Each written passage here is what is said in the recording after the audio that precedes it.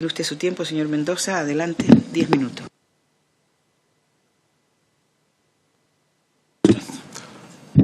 Estupendo. Señora Presidenta, señorías, buenos días a todos. Quisiera empezar con un sentido recuerdo para las víctimas y para todas las personas que sufrieron tanto con este trágico accidente y que todos hemos sentido tanto, ¿no? Yo comparezco aquí hoy. Ustedes me han requerido y vengo en calidad de lo que imagino que de la posición que tenía entonces en Spanair. A la sazón yo era el director de producción de la compañía.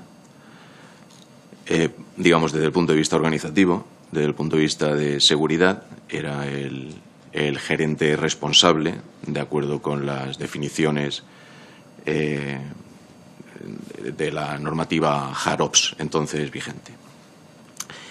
Yo comencé en Spanair pues prácticamente con el inicio de las operaciones en 1988. Trabajaba en el departamento técnico, tengo formación técnica, soy ingeniero técnico aeronáutico.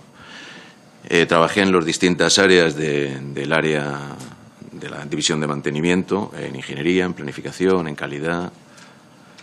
Y en el año 2004 la compañía me pidió si podía pasar a ayudar, a soportar las labores del director de producción como director adjunto de producción. Estuve como 1 año y medio, cerca de 2 años trabajando ahí, hasta que en el año 2006 el director de producción se jubiló y me pidieron si me podía hacer cargo de esta función. Desde el año 2006 hasta el año 2009 estuve en esta posición.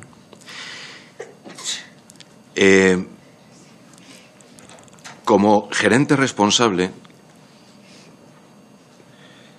quisiera leer un pequeño párrafo de la norma, bueno, si la he transcrito bien, creo que sí, para dar un poquito de énfasis a la labor que supone dentro de la norma. Dice la norma, esta es la HAROPS 1.175, que el operador deberá haber nombrado un gerente responsable que la autoridad considere aceptable y con la autoridad corporativa necesaria para garantizar que todas las operaciones y actividades de mantenimiento puedan financiarse y realizarse con arreglo al nivel que exige la autoridad.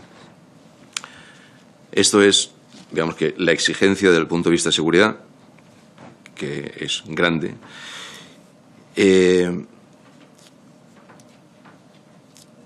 Y bueno, y era una exigencia a la que yo hacía frente pues con un equipo de trabajo. Digamos que yo tenía esta misma norma, exige que, así como el gerente responsable, no era mi caso, pero la norma no exige que tenga formación técnica ni formación profesional aeronáutica. Sin embargo, sí que en el siguiente nivel, llamado de los postholders en la norma, sí que se exige formación específica y conocimiento específico de cada una de las áreas. Esas áreas son el área de operaciones de vuelo, el área de mantenimiento, el área de entrenamiento de tripulaciones y el área de calidad y seguridad. Ahí tiene que ser nombrado un responsable de calidad, que en nuestro caso, en la reorganización que llevamos a cabo, pues confluían las dos en una persona. Así pues, bueno, además de estas 4 funciones, digamos que del punto de vista de seguridad, tenía otros 2 directores. Desde el punto de vista organizativo y administrativo, uno era una persona que se dedicaba a la planificación de la producción y otra persona que se dedicaba a la coordinación de la operación en los últimos días. Podría extenderme, empezar por dónde estaba el día del accidente, todo lo que hice y lo demás. He sido incapaz de resumir eso. La verdad es que necesitaría mucho tiempo y a la vez pues creo que lo fundamental es tratar de contestar las preguntas que ustedes puedan tener, o sea que yo me pongo a su disposición y trataré de hacer y decir todo lo que sepa con la mayor transparencia y adelante. Se le agradece. Empezamos con los grupos. Señora Brama, Grupo Mixto, tiene su tiempo. Gracias, señora presidenta. Gracias, don Javier Mendoza. Usted reúne, es muy importante para esta comisión porque reúne tres condicionantes, porque aquí hay mucha gente que ha venido diciendo yo no era responsable, o yo no sé, o yo no estaba. Y usted reúne cuatro condiciones. Primero, que es ingeniero técnico aeronáutico. Segundo, que fue director de producción de Spanair y también su director general. Sí, perdón. Vale. Ahora, claro, si quieren. Y tercera cosa, porque es un tema muy importante, porque fue la persona que atendió a los medios de comunicación en la rueda de prensa al día siguiente del siniestro, con lo cual se puede suponer que si la compañía le designó esa tarea, pues usted concentraba bastante información, por lo menos, de la que se manejaba en ese momento. Se lo digo porque no quiere decir que a usted se le ocultaran cosas, pero si es la persona en nombre de la compañía que comparece ante los medios, también concentraba información, que después sería ratificado o no, pero que tenía usted una información importante por parte de la empresa. Entonces yo me voy a concretar en tres preguntas. La primera, ¿por qué tardó la compañía aérea más de 30 horas en dar la lista de pasajeros? ¿Contesto ahora? Sí. He intentado hacer memoria y he intentado, lo que pasa que, bueno, he tenido unos 3 días escasos para probar esto y buscar información. Lo que pasa que yo no tengo la información de la compañía y hace tiempo que la compañía desapareció. Pero le puedo decir que lo de las 30 horas no es cierto, no es correcto. Pues yo le puedo decir que tanto el Ministerio, la ministra de aquel momento, el responsable de AENA, los responsables de las víctimas, todo el mundo dijo que de las broncas más importantes que tuvieron fueron en público y en privado, y además está recogido en los medios de comunicación también, pero lo ha dicho aquí la propia ministra y los propios responsables del Ministerio, que la compañía tardó eso. Entonces, usted dice que no es cierto. ¿Cuánto tardaron, según usted? Pues no le puedo decir. ¿Pero más o menos? No le puedo decir. Entonces, ¿por qué sabe que 30 horas no es cierto? Porque... Denos alguna pista. O sea, usted afirma que no es cierto lo que han dicho 5 personas o instituciones distintas. Entonces yo le pregunto, ¿cuánto puede ser aproximadamente o por qué usted dice que eso no es cierto? Porque si usted afirma que no es cierto es porque tendrá algún recuerdo o algo. ¿O usted no recuerda la bronca con el Ministerio porque ustedes no facilitaban la lista de pasajeros? 30 horas ¿Sí? Es un día y pico. Sí. Yo llegué a Palma ese día, casualmente mi vuelo aterrizaba, venía de fuera, alrededor de las 3, y en esa noche yo me fui a casa, me acuerdo, a cambiarme de ropa a las 5 de la mañana. Sí. Y bueno, los detalles de cambiarse de ropa no, usted vaya al grano. Ya. Vaya al grano, o sea, es que Sí, le digo, sí. tenemos usted y yo muy poco tiempo. En esa noche, cuando yo me fui a Madrid ¿Sí? la mañana siguiente, la lista había sido producida. La lista de los supervivientes. No, la lista de los pasajeros, si no recuerdo mal. Entonces usted dice que se facilitó por la mañana, antes de ver las 24 horas que era mediodía.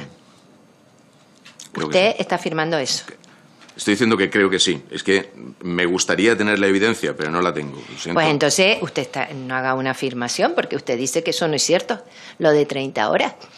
Y aquí hay el Ministerio, AENA, director del aeropuerto, víctimas, ministra, su directora, la señora Librero, todo el mundo dice lo mismo. Se lo digo para que lo sepa. Segunda cuestión. ¿Quién tomó la decisión de no darla el primer día?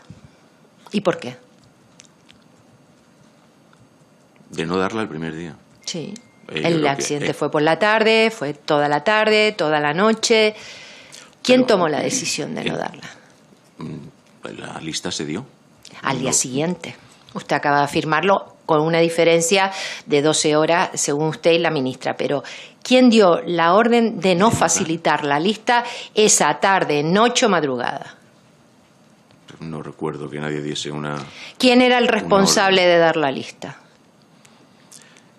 En la compañía se creaba un comité, se creó... ¿Quién presidía ese comité?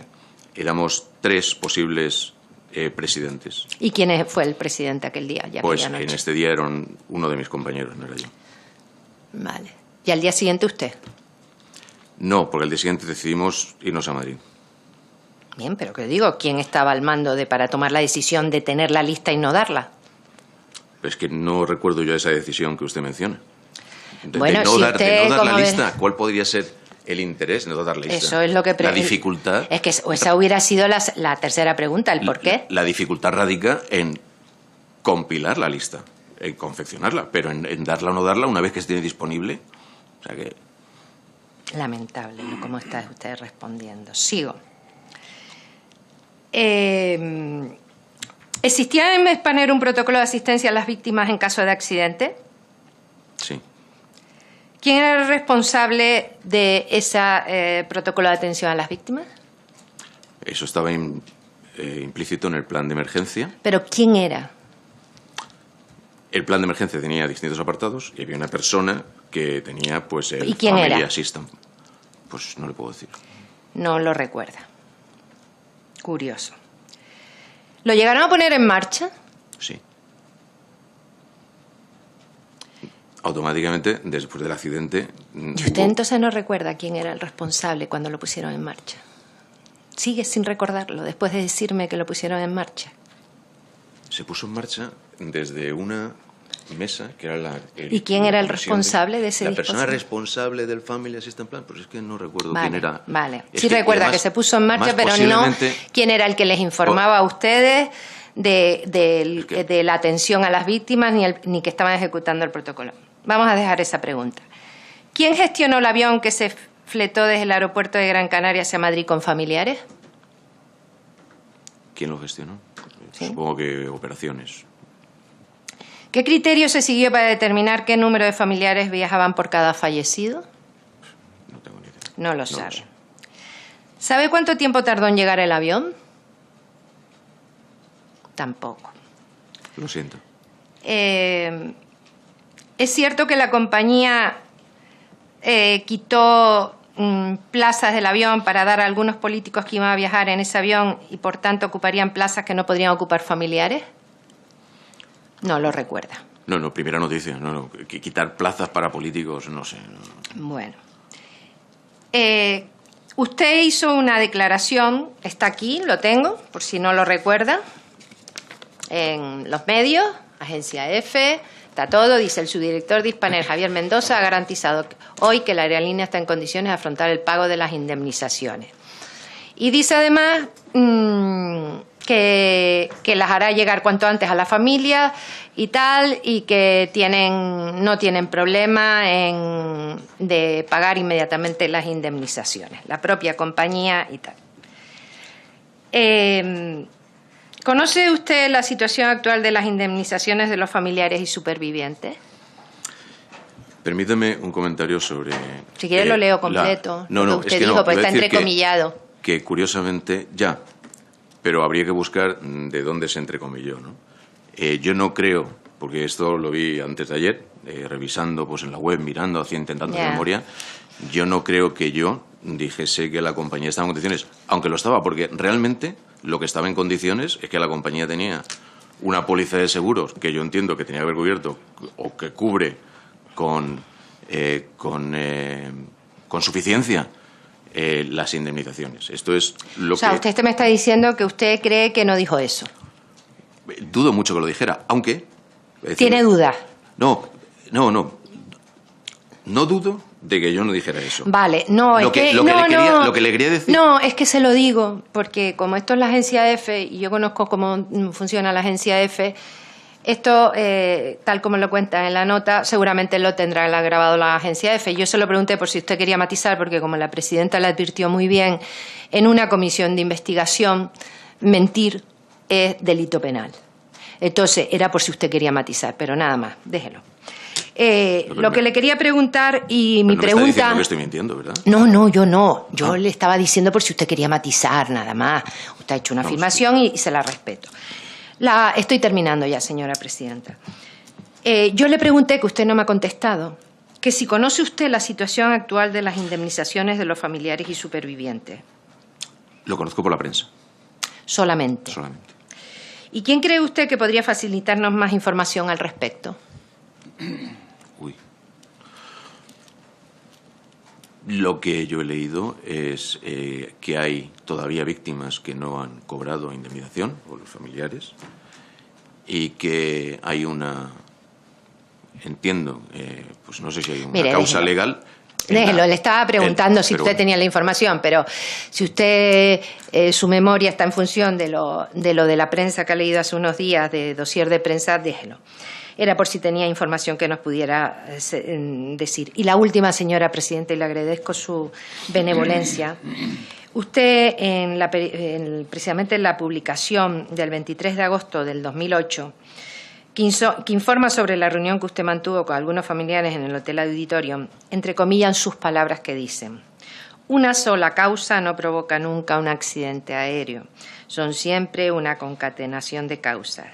¿Podría decirnos, en su opinión, y con la información que manejó y que usted ha repasado en estos días, en su opinión, y además usted es ingeniero técnico aeronáutico y además usted era el director de producción de Hispaner, ¿podría decirnos, en su opinión, cuáles fueron las causas del accidente?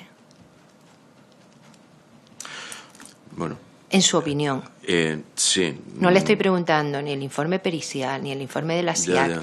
En su opinión. Para emitir una opinión sobre las causas de un accidente, usted entiende que hay que hacer una investigación y hay que hacer un estudio detallado de cada uno de los elementos.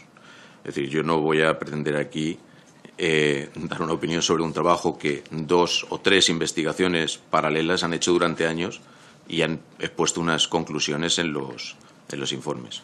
No obstante, cuando yo pienso en las causas concatenadas, el otro día revisando una de las comparecencias aquí, alguien dijo algo que pensé tiene mucho sentido, ¿no? Quizá la primera causa, la primera condición de esas sistema de planchas perforadas o lonchas de queso, como les llaman, perdón, quizás sí se puso en 1987 con el accidente de Northwest. Esta es una condición en la que, o sea, ocurre algo. No sé, porque no me ha dado tiempo a leerme otra vez el accidente aquel. Ocurre algo muy parecido o casi igual. Hay una recomendación sobre instalar un sistema que prevenga un posible fallo y al final aquello se quedó en nada. O sea, esta es la primera, una de los elementos causantes. O se perdió la oportunidad de poder corregirlo, ¿no?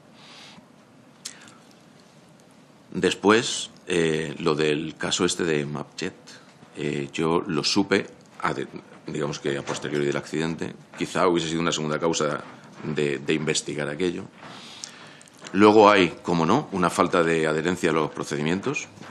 No sé lo que pasó y me resulta muy extraño que yo, durante mi tiempo en Spanair, yo viajé en el cockpit de los aviones muchísimas veces y la adherencia a los procedimientos y la lista de chequeo y esto, pues, era una cosa sagrada. Aquel día ocurrió algo y como consecuencia de que ocurrió, que no sé qué sería, los procedimientos con la lista de chequeo no se siguieron. Esta fue otra de las lonchas de queso. Hay una avería del sistema que tenía que haber avisado el TOWS, que no previno la primera de las razones que digo, desde Northwest, que falló. Ese fallo no se ha podido identificar, no se ha podido constatar. Ya sé que es muy... no sé, sorprende, pero lo cierto es que, bueno, un avión es un sistema muy complejo y la CIA en el informe enumera algunas de las posibles condiciones que hubiesen podido causar el fallo del TOWS, pero es una mera, no sé cómo llamarlo, no es especulación, sino es una mera enumeración de posibilidades, sencillamente, sin evidencia de ellas. Creo también que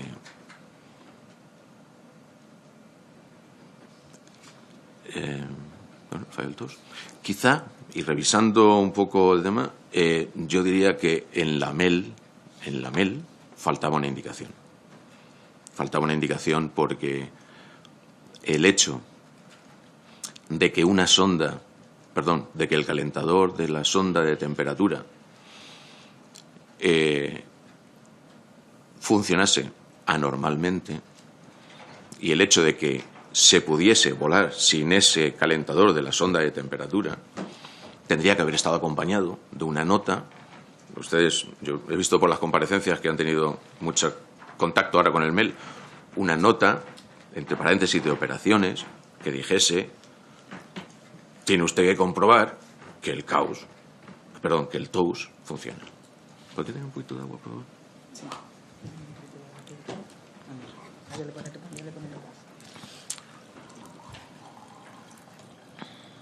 ¿Acabó?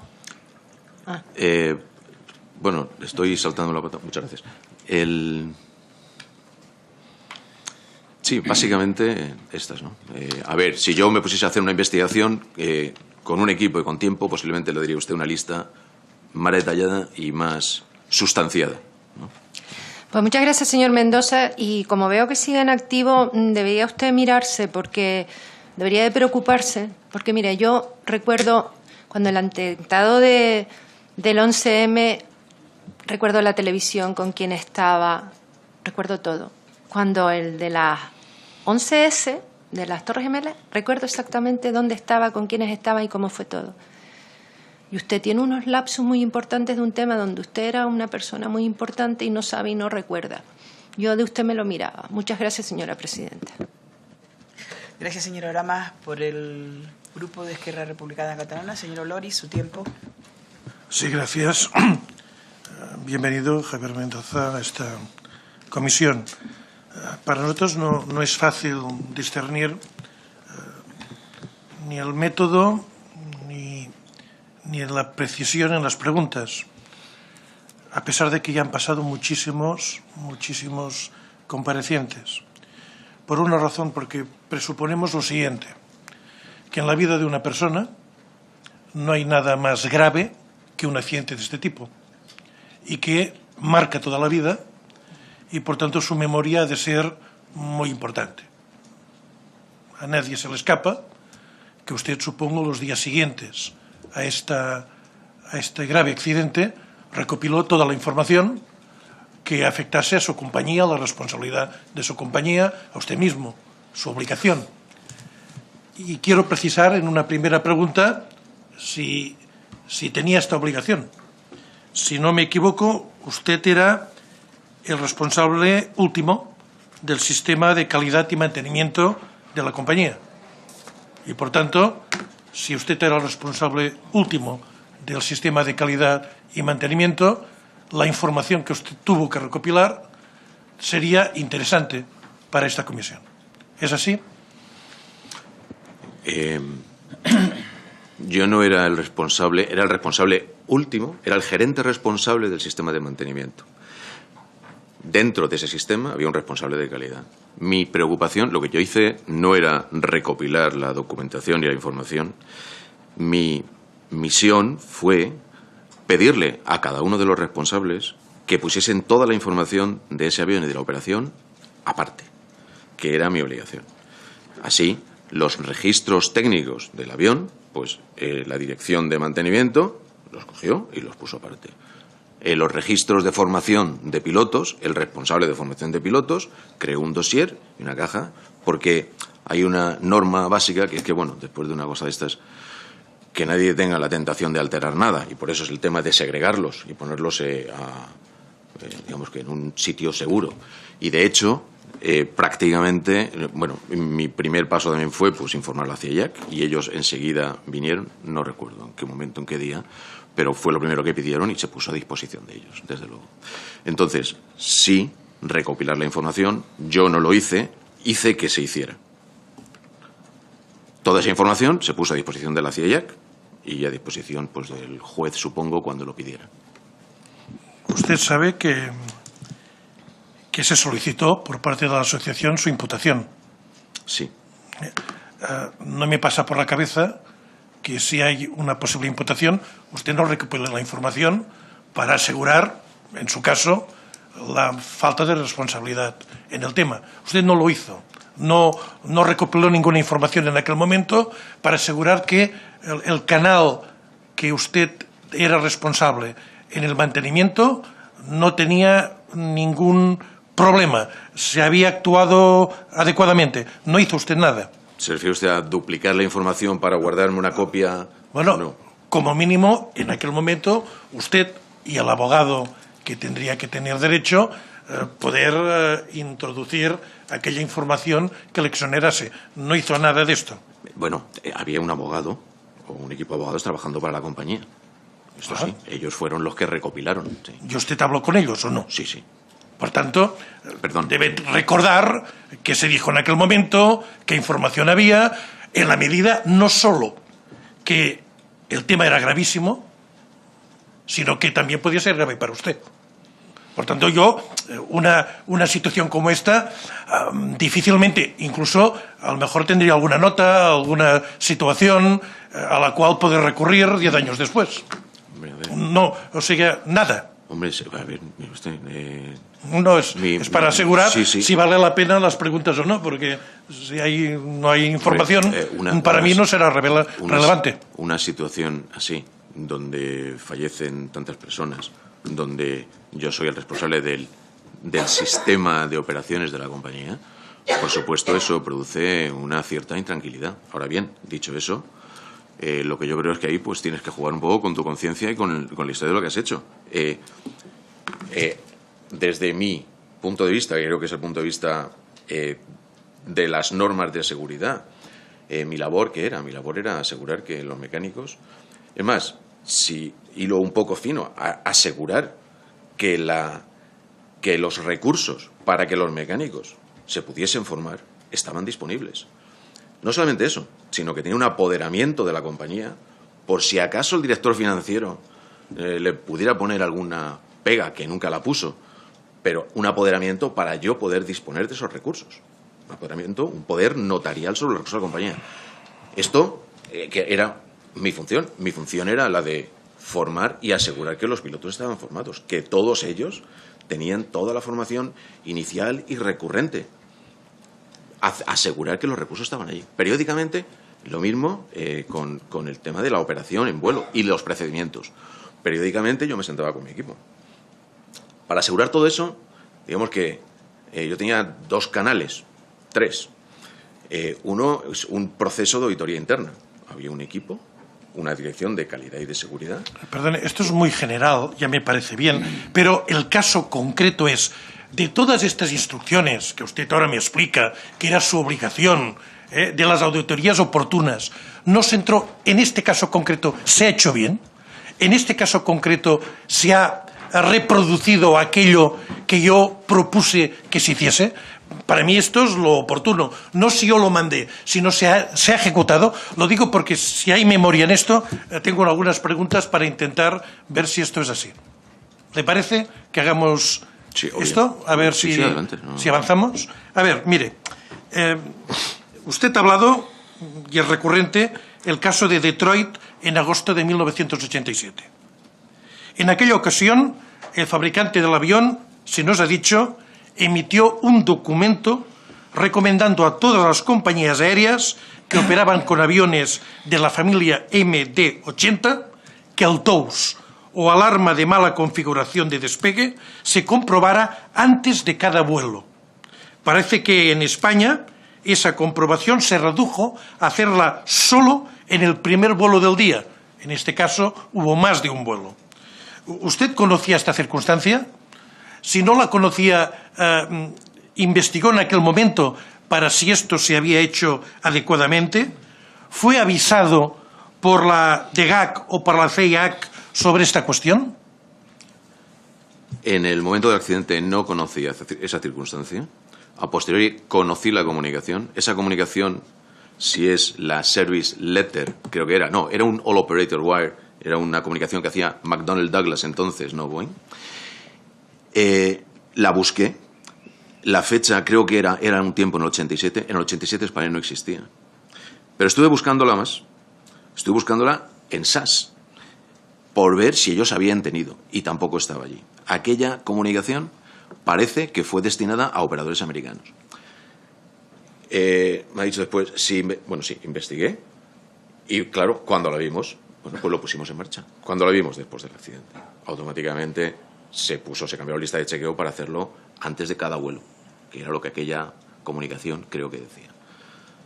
Y no pregunto quién había sido el responsable, por qué esta documentación no había llegado a una compañía con tantos M80, porque tenían muchos, porque de M80. el nivel de información que utilizó el fabricante, sí que lo pregunté, claro, era un nivel de información que no permanecía luego en los manuales.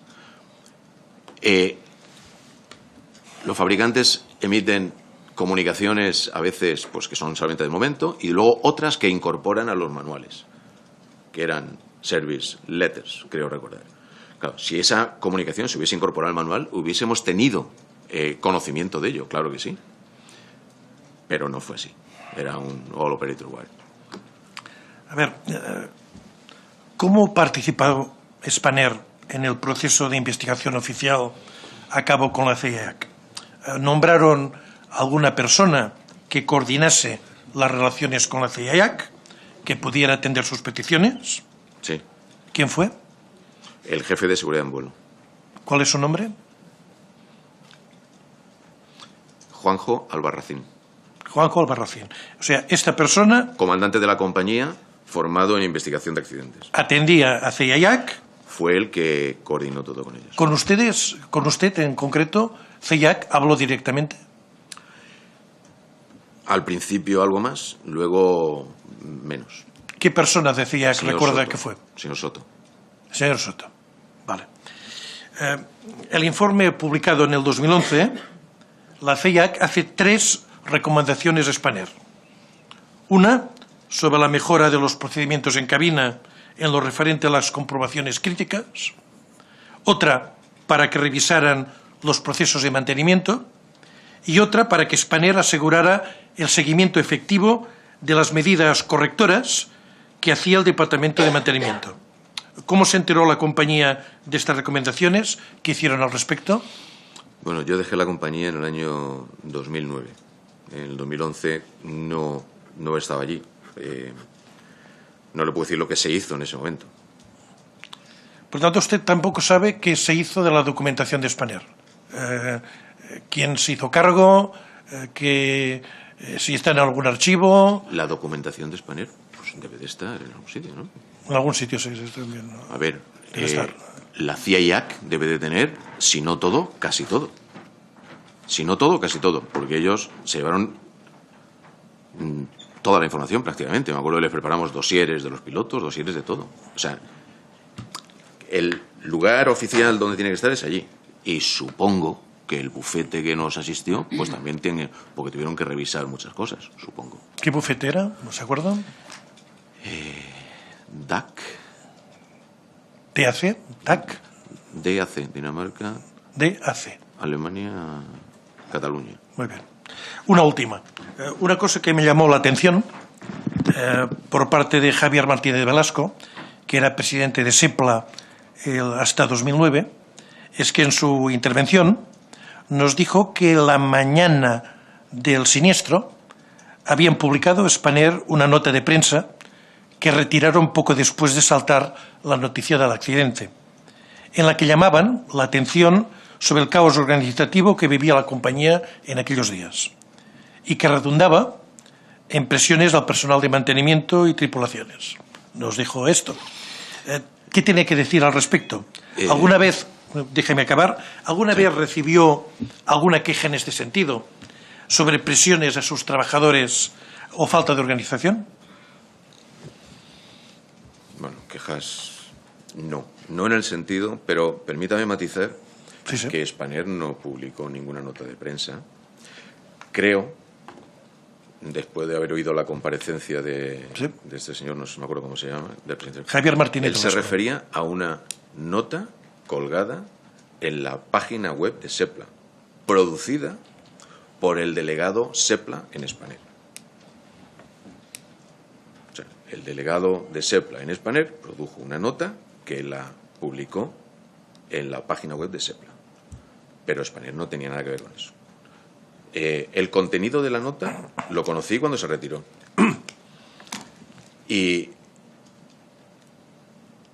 sobre lo que decía, le tengo que decir que yo animé después, tiempo después, porque eso, a que si en algún momento alguien en una compañía aérea tiene una duda sobre un proceso de seguridad, sobre la implementación de cualquier práctica o procedimiento y ve una condición insegura, o sea, lo que tiene que hacer, está obligado, es voluntario pero está obligado, es notificarlo a través de un sistema de notificación. Estos sistemas antes no estaban tan desarrollados, pero un sistema de notificación de condiciones inseguras. En Spanair teníamos los FOR, Flight Occurrence Report. Ahora lo llamamos Safety Reports. Hay informes de seguridad. Si usted ve una condición insegura, tiene que hacer un informe de seguridad, que además son, ¿cómo se dice esto? O sea, que no se puede saber, son anónimos. No son anónimos del todo, desidentificados. No del todo, pero bueno. Estos informes, cuando llaman, los revisábamos en un comité, una comisión, el FSQB, para ver realmente qué sustanciación tenían y qué tendríamos que hacer para solucionarlos. Muchas gracias. Es todo. Gracias. Muchas gracias, señora Lori. Por el Grupo Ciudadanos, señora Rivera, su tiempo. Muchas gracias, presidenta. Muchas gracias, señor Mendoza, por comparecer hoy aquí. Comentarle, por un lado, que me agrada el hecho de que se manifieste aquí como responsable en ese momento de Spanair, porque hemos tenido muchos casos de comparecencias en que el responsable en el momento no resultaba que no era el responsable ni de la organización ni demás. Así que agradecerle por esa parte el que efectivamente usted se manifieste como responsable de la compañía, responsable de operaciones en el momento y de seguridad. Yo quería preguntarle, ¿dónde trabaja actualmente? Soy autónomo y presto servicios en temas de calidad y de seguridad a pequeños operadores aéreos. Bien, han pasado 10 años, ha pasado mucho tiempo y sé que, bueno, pues que no es fácil ni la situación ni recordar todo lo que pasó.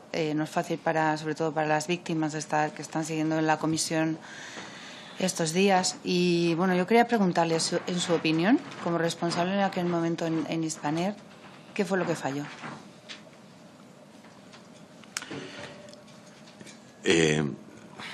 Sinceramente, yo, después de leerme el informe de la CIAC y por no enumerar de nuevo, yo creo que el informe está bastante bien enfocado. Hay una falta de adherencia a los procedimientos. No me malinterprete. Cuando hablamos de las causas, ¿qué fue lo que falló? Lo que falló pues, es la causa del accidente, ¿no? Claro, siempre hay causas principales y hay causas contributivas, ¿no? Y sobre esto pues hay toda una exposición de teorías de diferentes ángulos. Los americanos, que son muy prácticos en ello, son muy prácticos. Lo que dicen, y está reflejado en el informe de la CIAC, es que la diferencia entre un sistema esencial y uno que no lo es, o un procedimiento esencial y uno que no lo es el que per se puede interrumpir o puede hacer fracasar un vuelo. Y como tal, la CIAC al final pues llega a la conclusión, entiendo, que la causa principal, lo que falló, era la falta de adherencia a procedimientos. Luego hay causas contributivas. Y por eso yo creo que es una de las razones por las cuales todas las modificaciones que se hubiesen requerido sobre el TOWS, pues a lo mejor no prosperaron, porque los americanos en la certificación y el diseño del avión y hay que pensar que el avión es de otra era tecnológica, ¿no? Este avión se diseñó a finales de los 60. Estuvo volando mucho tiempo y de hecho todavía siguen volando en el mundo algún modelo. Sí, pero en el diseño y la certificación, ese avión estaba concebido como que tendría un TOWS cuando se incorporó que fuera no esencial. Y como tal, luego se desarrolló. Bueno, usted comentaba antes que después de 23 años, entre el accidente de Detroit y el accidente del Spanair pasaron 23 años. Ni más ni menos, 23 años. Muchos. Y que ya entonces se había detectado el fallo, que era prácticamente hermano gemelo del que ocurrió en el MD-82 de Spanair. Usted comenta que se aplicó solamente esas recomendaciones que comentaba el señor Oloriz previamente, las recomendaciones de la compañía de verificar el TOWS al principio de cada vuelo. Comenta que lo aplicaron los operadores americanos. Y me dice que cuando se dio cuenta empezó a aplicarse aquí. Mi pregunta es, ¿cuándo se dio cuenta? ¿Después del accidente? No, que yo tuve conocimiento de aquella comunicación después del accidente. Pues esa comunicación es de 1987, yo estaba dedicado a otras cosas. Exacto. En la compañía se aplicaba el procedimiento que estaba descrito, creo recordar, en un documento que se llama el FCOM, el Flight Crew Operating Manual. Y el procedimiento era hacer la comprobación del TOWS antes del primer vuelo de cada día. Pero eso no es lo que la compañía había notificado a nivel, me está diciendo a nivel, después del accidente de Detroit, en los operadores americanos, ¿no? Claro, pero esto lo sabrían los operadores americanos, permítame la expresión. Nosotros no teníamos la comunicación, lo que teníamos era el manual actualizado. O sea, me está diciendo que las compañías americanas, en concreto prácticamente los mayores operadores de aviación que son americanos, no informan a todas las compañías a nivel mundial cuando hay una modificación en su service bulletin de manera general. ¿No le llega a las compañías españolas? Porque eso es muy preocupante. Cuando lo hacen un service bulletin, sí, pero esto no fue un service bulletin, fue un All Operator Wire que no lo incorporan en la documentación del avión. Si ese procedimiento que mandaron por Telex lo hubiesen incorporado en los manuales, por supuesto lo que estaríamos siguiendo. Pero el manual no fue actualizado. O sea, Douglas no actualizó el FCOM de acuerdo con la comunicación que mandó por Telex. En el FCOM hablaba del primer vuelo de cada mañana y de un término y los through flights. Y este es un término que al comienzo de la investigación, recuerdo que estuvimos buscando cuál era el sentido y después de unos años creo que el señor Soto consiguió una explicación de alguien de Estados Unidos y está descrita en el informe. Con lo cual está diciendo que en este caso Douglas tuvo cierta responsabilidad porque no les mandó la información adecuadamente. Quiero entender el actual Boeing, por tanto. Nosotros no existíamos. Ellos mandaron una comunicación. Spanair no existía cuando se mandó aquello. Sí, pero quiero decir, entiendo que tiene que haber unos mecanismos de comunicación para que cuando un operador utilice un avión de un fabricante reciba evidentemente todo lo que tiene que ver con toda la información, porque si no, ¿de qué estamos hablando? Estamos hablando de seguridad, usted era responsable de seguridad y entiendo que como responsable de seguridad debería de conocer esos procedimientos y deberían de estar en los manuales. Por eso le pregunto, ¿qué fue lo que falló? ¿No estaba dentro de los manuales de mantenimiento? Como también vimos durante la comisión de investigación, porque realmente esto es preocupante. 23 años después, no estoy hablando de un año ni de dos, estoy hablando de 23 años. Yo creo que había tiempo suficiente para que estos manuales estuvieran actualizados o para que se supiera de estos accidentes. Yo me imagino que las compañías intentan aprender de accidentes pasados en modelos que vuelan, ¿no? Claro. Pero el manual que recoge esos principios lo publica el fabricante. Cuando llega una revisión del manual del fabricante, el operador lo incorpora en sus procedimientos. Vale, o sea, usted está diciendo de alguna forma que la responsabilidad está en el fabricante, ¿de acuerdo? Bueno, yo no estoy diciendo eso, pero lo que estoy diciendo, y lo voy a decir, es que a mi modo de ver, ese procedimiento tenía una relevancia suficiente, como luego se ha demostrado, como para que se hubiese incorporado definitivamente en los manuales. No, desde luego estoy de acuerdo con usted. De hecho, quedó patente en esta comisión que los manuales de mantenimiento no están actualizados y que distintos TMAs, distintos mecánicos de vuelo, habían actuado de manera diferente ante la misma situación en distintas ocasiones. Con lo cual está claro que cuando se referían al manual de vuelo no había una explicación clara. Incluso se nos explicó en esta comisión que la única manera de detectar la conexión que había entre la sonda de temperatura y el TOWS era a través del wiring, y el wiring map no va habitualmente junto con el manual de mantenimiento en vuelo, cosa que también me gustaría preguntarle por qué, porque entiendo que en una situación así debería de tener toda la información disponible a la hora de atender una emergencia. Eso no queda tampoco claro en el informe de la CIA-JAC, y a usted como responsable de seguridad se lo quiero preguntar también.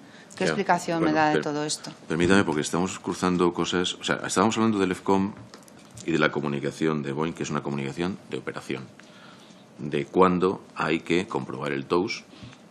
Si era... Ahora ya me he ido a los manuales de mantenimiento, vale, efectivamente. Luego, en cuanto a los manuales de mantenimiento, ha dicho usted que no estaban actualizados. Es lo que se nos dijo en esta Permítame, comisión. yo no tengo evidencia y siento que... Pero los manuales de mantenimiento, aún no viendo yo cada una de las revisiones, me atrevo a garantizar que estaban actualizados con la última revisión del fabricante.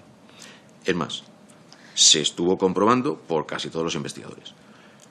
Creo que a lo mejor estamos hablando de dos cosas diferentes, pero el Wiring Diagram, manual de mantenimiento, el IPC y el Structural Repair Manual es el paquete de 4 manuales que estaban disponibles en Madrid y en todas las estaciones y en todas las bases de la compañía. No es lo que se nos comentó en esta comisión. El Wiring Map no estaba disponible en ese momento. Que sí. Además, estaba en esa época posiblemente a nivel de servidor ya. O sea, usted dice que sí, que Seguro. estaba a disposición del mecánico que en ese momento estaba viendo qué es lo que... no los tenía con él. ¿Estaban en la no oficina? estaban? Sí, estaban en Madrid, he dicho, en Madrid, en la oficina. Pero en un si no los sitio tenía con él. donde cuando un mecánico tiene que consultar, iba allí y consultaba los manuales. Claro, no teníamos un juego de manuales con cada mecánico que estaba atendiendo los aviones, pero los manuales estaban y estaban a disposición para consulta. Usted habló antes también de factores contribuyentes dentro de los accidentes. Coincido con usted en que efectivamente los accidentes no ocurren por una única causa. La situación que estaba viviendo Hispaner, que estaba a borde de la quiebra en aquel momento, la situación de estrés que podían vivir las tripulaciones, ¿usted cree que era un factor contribuyente del accidente? Es una buena pregunta, no lo sé. No lo sé. Yo sobre eso la verdad es que he pensado mucho y ahora estos días más y intentando recordar qué hacíamos y qué no hacíamos. Y recuerdo que nos planteamos en una de las reuniones, todo el equipo con el que yo trabajaba, ¿no? Hacíamos periódicamente una reunión que se llamaba el FSQ, el Flight Safety and Quality Board. Y ahí nos planteamos cómo iba la compañía, que había riesgos, había cosas, habían sucedido y justo en esa época, en un FSQB, nos planteamos que, bueno, que cada uno estaba digiriendo la situación de una forma diferente, depende de cómo eres, pero que sería conveniente hacer algo. Y tomamos la determinación de hacer 2 cosas. Una era mandar una carta, una comunicación a todos los pilotos. De hecho, creo que se mandó a todas las personas que estaban involucradas directamente en la operación, diciéndoles que bueno, que la situación de la compañía era la que era, estaba en discusión un ERE, no sé si se había ya aprobado, estábamos, y la gente estaba preocupada, pero que tenían que intentar hacer ejercicio profesional en su día a día y separar esos temas y enfocarse en lo que era su función de la operación. Esto fue una de las cosas, aquellas comunicaciones se mandaron. La otra era, teníamos una forma nosotros de sensar, de saber si estaba pasando algo. Y era, aunque en la flota MD, por cierto, que en el informe de la CIA hay una confusión ahí que luego podría aclarar, aunque en la flota MD no estaba en servicio 100%, digamos, el sistema de recogida de datos de la operación, en la flota Airbus 320 sí que teníamos un sistema de FDM. En el sistema de FDM, que es un sistema donde tú electrónicamente recoges todo el dato de la operación, pues las velocidades, los motores, las frenadas, las velocidades en el suelo, cómo ha girado, si si el avión ha entrado alineado a la pista, si se ha pasado, si ha habido una... Es decir, todos los datos fundamentales. Y entonces lo que hicimos es, pues, estrechar los márgenes de vigilancia. Es decir, que si teníamos nosotros que cada vez que veíamos 3 veces una alta velocidad en tierra, pues lo estrechamos y dijimos, bueno, que el sistema nos detecte, nos dé un aviso cuando sean 2 veces. Estas fueron las 2 medidas que tomamos. Si fue luego contribuyente o no, pues mire usted, yo la verdad es que me siento bastante incapaz de dar una opinión al respecto. Vale, no tengo más preguntas. Gracias. Muchas gracias, señora Rivera. Por el Grupo Confederal Unidos Podemos en Común, Podemos Marea, señora Galido, su tiempo. Sí, gracias, presidenta. Buenos días, señor Mendoza, y gracias por acudir a la comisión. Yo voy a empezar ya porque si no se nos come el tiempo. Vamos a ver, en el momento del accidente, Hispaner contaba con un sistema de monitorización y un sistema informático de la flota Airbus que no coincidía con el modelo de monitorización de la flota MD. cosa Correcto. que era obligatoria, tenía que ser el mismo. No. No era obligatorio que fuera el mismo. Vale. Sin embargo, en el informe de la CIA queda reflejado claramente que la avería de la sonda RAD era repetitiva los días previos del accidente, pero que la compañía no era consciente de ello porque no tenía el sistema de monitorización en funcionamiento en el momento. Yo le pregunto, ¿por qué se dio esta circunstancia? ¿Por qué no funcionaba el sistema? Si hubiera funcionado, ¿cree usted que no se hubiera dado el accidente? Y si alguien de la Dirección General de Aviación Civil hizo alguna inspección, algún requerimiento sobre este tema. Bueno, la primera es la obligatoriedad. Pues primero, las dos flotas eran de una generación muy diferente, ¿vale? El Airbus 120 era reciente, muy electrónico, muy digital, y traía ya de fábrica el sistema FDM, que se implantó y se utilizaba y se vigilaba. El MD, no. La obligatoriedad de tener este sistema instalado era con fecha 16 de julio del 2008. Ocurrió que el programa de implementación, bueno, primero no había fabricantes que suministrasen algo así para el MD, o nos costó mucho encontrarlo, y al final encontramos un fabricante, dimos prisa y llegamos a la fecha. O sea, el 16 de julio del 2008 todos los aviones estaban instalados. Esta fecha, y eso lo recuerdo porque yo... Porque era el Día del Carmen. No sabía que era el Día del Carmen, pero no, porque yo insistí mucho, porque era una exigencia normativa y sabía que teníamos desviaciones. Me involucré personalmente. En el avión del accidente, lo que ocurrió es que, este sistema lo que hacía era tener un disquete, por el disquete que tenía estaba corrompido, o no, tenía un problema, es decir, no grababa. No sé si el problema era del equipo que tenía el avión, si era del disquete, si es que el disquete era el no apropiado, pero estaba corrompido. Por eso no pudimos tener los datos. Pero ha dicho usted otra cosa. Sí, si quiere se lo pregunto. ¿Por qué no funcionaba el sistema ese día? Ya lo ha dicho, que si considera que se hubiera estado operativo y hubieran tenido conocimiento. La CIA hace un informe de los 5 o 6 fallos del sistema. Pero la CIA ha utilizado, delante de cada fallo, si ustedes ven, pone DFDR, Digital Flight Data Recorder. Este es el equipo, es la caja, la llamada caja negra, que no es negra, es el equipo que lleva el avión para grabar. Pero este equipo no es accesible, solo es accesible cuando hay un accidente. Bueno, de todas maneras, esos incidentes también estaban apuntados en un libro de notas por parte de los de mantenimiento. ¿No se apuntó en un libro, en el notebook? En el logbook, 2 de ellos. Las 2 quejas de los pilotos, los 2 reportes, los 2 informes de los pilotos, creo que los 2 eran del día anterior. Creo que los 2 eran del día anterior. Es que, claro, todo esto aumenta la peligrosidad de este sistema y el problema de que, como usted sabe, el certificado de aeronavegabilidad se le caducaba al avión el 22 de julio y se le prorrogó por un mes hasta el 22 de agosto sin inspección ninguna, que hubiera sido muy interesante que se hubiera hecho una inspección, entre otras cosas porque hubieran salido todos estos fallos, porque el avión se estrella el día 20. ¿Cómo consiguieron ustedes esta ampliación del certificado? Bueno, las ampliaciones del certificado de honorabilidad era una práctica... Sí, pero tuvieron que solicitarla porque si el día 20 del 22 de julio se le caducaba, alguien tuvo que solicitarla por parte de la compañía, a la Dirección General de Aviación Civil. Sí, el director técnico, seguro. El director técnico mandó la carta a Aviación Civil, y Aviación Civil dijo, vale, pues en tal fecha la hacemos. Seguro. No lo he visto, no lo tengo, pero vamos, era el procedimiento normal y un procedimiento completamente aceptado. No sé que esto es un poco... Después de que sabemos, ¿no?, lo que pasó con el avión, pero la extensión del certificado de aeronavegabilidad no degrada para nada las condiciones de seguridad. Seguro que no. En esta ocasión sí. Bueno.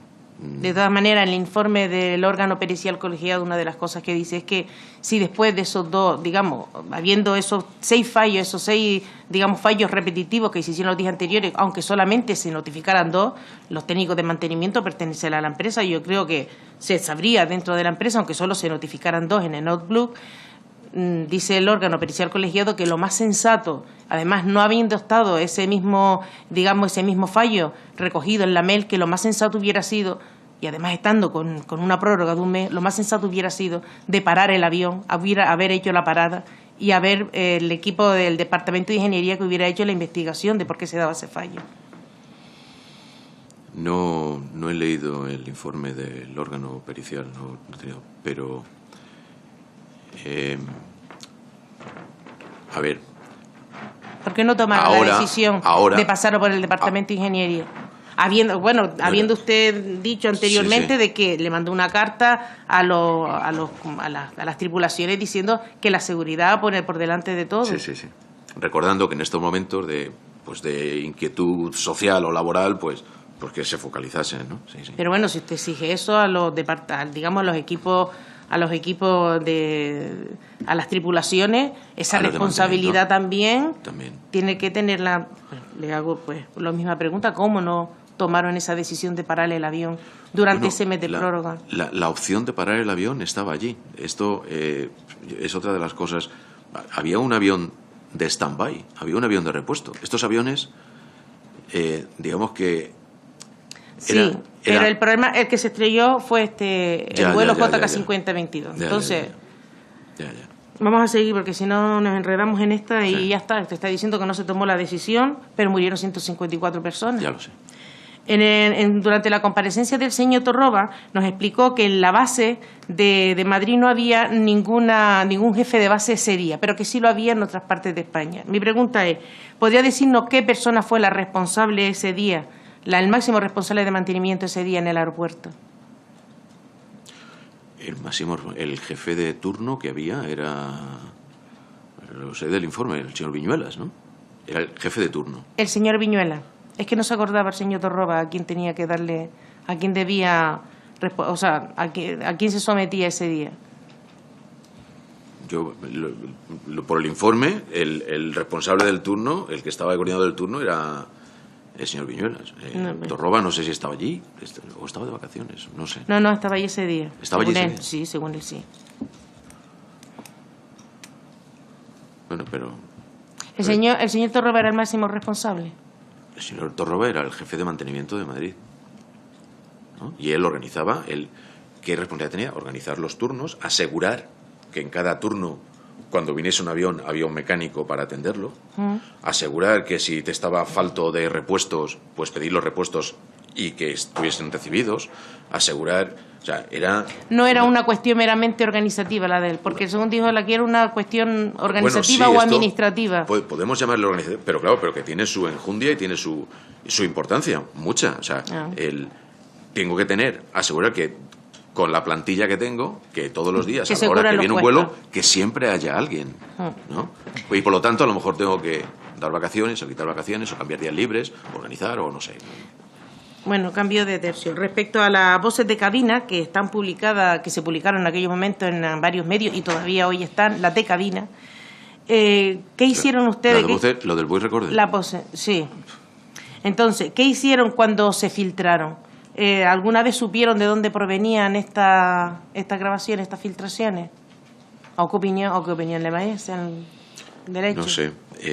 No le puedo decir exactamente cuándo esto se publicó. Yo cada vez que hubo una casi el día siguiente. Cada vez que hubo una filtración. Sí, pero hubo...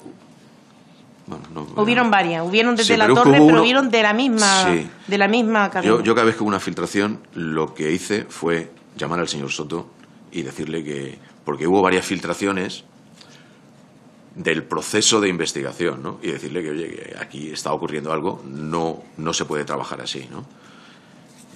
Pero claro, tampoco puedes hacer nada. La gente publica en Internet lo que... Pues no sé. Bueno, en un momento determinado de la investigación, el órgano pericial colegiado le solicitó al juez que por favor se le facilitase la identificación del tercero en cabina. Sí. Según nos dijeron aquí en varias comparecencias, no solamente los representantes, la gente que trabajó en el órgano pericial colegiado, sino también de la CIA, dice que Hispaner no dio el nombre, no facilitó el nombre del tercero en cabina. Y tuvo que ser el padre de la víctima el que fuera al juzgado a identificar la voz de su hijo justo momentos antes de morir. Mi pregunta es, ¿por qué Hispaner no facilitó el nombre del tercero en cabina? Pues no le puedo decir, pero tampoco veo la razón de que no se identificase. Estaba en el avión y estaría en la lista de todas las personas que estaban a bordo, ¿no? ¿No era usted el responsable de haber dado esta información al juzgado? ¿De no haberla dado? De haberla dado. ¿O de haberla dado? Bueno, de Pues, darla o de no darla. No. ¿En manos de quién estaba identificar a este trabajador?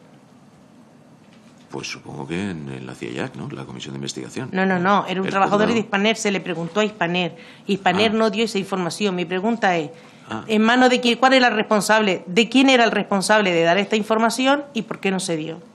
Pues es que, a ver, en el tiempo en el que yo estaba, a mí nadie me pidió eso. Si me lo hubiesen pedido, hubiese provocado que se hubiese dado, porque la información estaba disponible y era pública.